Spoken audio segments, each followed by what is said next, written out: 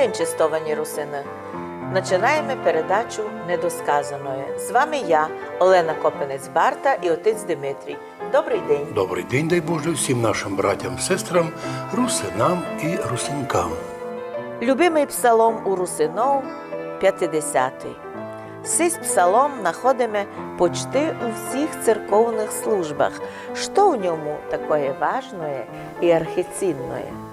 Відповідаючи на питання, почому Псалом 50 так востребований в богослуженні, в православному богослуженні, ми знаходимо відповідь у самому псалмі, де у 50-му псалмі 6-му стихові ми знаходимо чудне місто.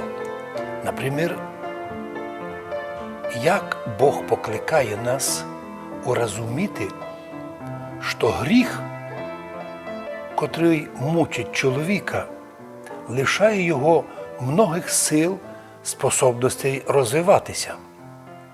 І ще блаженний Феодорит обратив увагу на 6-й стих 50-го псалма. Він так і пише. Ясно, що не для того совершив Господь велике діло, та й не для того согрішив сам Давид, або потім і народ, щоб оправдувався за них Бог. Напротив, і по учиненню ними гріха відкривається той правда Божа і оправдання, котре совершив Господь на Голгофі, победу над гріхом, над міром гріха, возлі лежащим. Так і він і казав: «Дерзайте, яко аз побідіх». Коли прийшла повнота времени, діло Господь совершив, вспоминає апостол Павло Галатам, і в Євангелії від Матфея він так і каже: «Христос побідив мір». В греческому звучить воно так: «Его веникіка тон космон». Мір, космос побідив. І тим, каже євангеліст Іоанн, котрі прийняли його, тим дав власть бути дітьми Божіїми, віруючими у нього. Ісус Христос прийшов в мір, прийняв наше тіло, ставши Сином Божиїм, то в ньому обітала і вся повнота божества тілесно, як читаємо у Колосянам, у 2 главі. Но удивительное читаем Откровение. Побіждаючому, мається в виду побіждаючому гріхи, я дам сісти со мною на престолі моєм, як і я побідив і сів з Отцем моїм на престолі Його. Откровення, 3 глава, 21 вірш. І так Святим Духом в новозавітне богослуження перейшли молитви псалми, у яких Духом дано було духовними очами видіти святим праотцам пришествие в мир Спасителя і той акт спасіння рода людського, який совершить він від власти гріха. Особенно тому і часто пользуємося псалмом 50, бо це є як будто би благовещення до пришествия в мир Христа. И так псалтырь, як благовещение в Старому Завете, возвещает нам, что в Писании предрек Дух Святый устами Давида, читаем Деяния, 1 глава, в его псалмах. Наперед Бог устами Давида сообщив многі события, котрі будуть іти. На важність псалтирі указав сам Спаситель Христос. Він так і каже: «Рече їм апостолам, сі суть слова, я же глаголах вам іще си з вами, яко подобає скончатися, завершитися всьому, тим словам, написаним в законі Мойсеєвому, і в пророках, і в псалмах про мене». Лука 24. Психологи часто називають Псалом 50 зеркалом, монітором, виявляючим состояння душі грішника, який порозумів, що всі біди його від його личної гріховності. Коли гріхи давлять чоловіка, мучать і йомуся привижають гріхи, так як грішники деколи во сні, деколи наяву, їм ся являють ті об'єкти, де вони согрішили і проти кого согрішили. І вони, грішники, лишаються спокою і мира у душі. Тому фраза «преступлення і наказання» у названні знаменитого автора звучить точно. При наступленні гріха неумолимо приходить наказання. І от Давид пише в Псалмі 50-му: «І гріх мой передо мною єсть вину». Вину – то значить завжди, як на моніторі, привижеться, і навіть сна нормального у грішника не є. Про катастрофу послідствій гріха пише апостол Павел. «Но що зо мною твориться, – пише він, – доброго, котрого я хочу, не роблю, а злоє. Злоє, котрого я не хочу, то роблю, та що зо мною ся стало? Бідний я чоловік, хто ізбавить мене від цього тіла смерти». Той же Павел зазвідав і дав отвіт. Христос – наша Пасха, наше ізбавлення. Ізбавлення во Христі ми стаємо новим творенням, получившим силу сразитися із великим монстром, ім'я котрому гріх. І получає свободу во Христі Ісусі через возрождення, через віру во Христа і крещення во ім'я Ісуса Христа, ми возрождаємося до нового святого життя. І способні тепер уже вернути тот мир спокійний, котрий мав Адам і Єва до гріхопадіння. Давид у древності духом предполагає, видить, що гріх глибоко вкоренився у природу чоловіка. Но увидівши гріх як страшного монстра, Давид осознає, що хіба лиш сам Бог міг би ото побідити цього звіря і оправдатися за нас, некий подвиг совершити, аби освободити нас від власти гріха. І він так і каже: навірно ли сам Бог міг би побідити тот вірус гріха? Причому до того моменту, як завершиться історія людства, коли вже Бог буде судити нас за наші гріхи, за образ гріховного життя.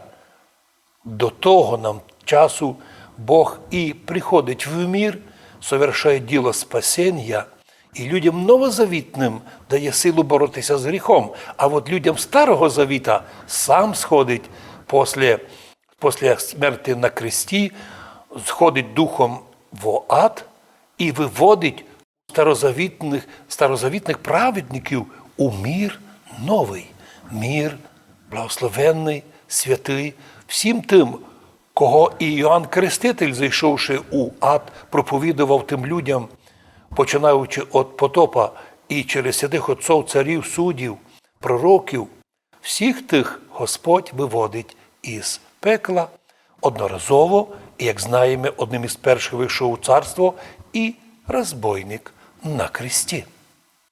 У Псалмі 40, у 5-му віршові, Давид такое каже: «Я ізрік, Господи, помилуй мене, ісцели мене, восстанови душу мою, бо я согрішив Тобі».